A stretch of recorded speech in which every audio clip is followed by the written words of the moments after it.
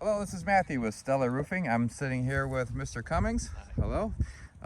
This is the roofs were all done by the same builder, Yes. and the shingle they used was Owens Corning architectural grade with the Sure strip nails. yeah, with the Surenail strip right there. So look at his neighbors. You can see that it is missing shingles and it has also had several patches on it. And how old is your roof? Approximately 12 years old. About 12 years old. Yeah. Okay. And then on Mr. Cummings' home, we have the Owens Corning Surenail missing here. Also a bunch of patches above it. Also the Galeocapsa magma there. And then we have over here, there's one right on the edge right there.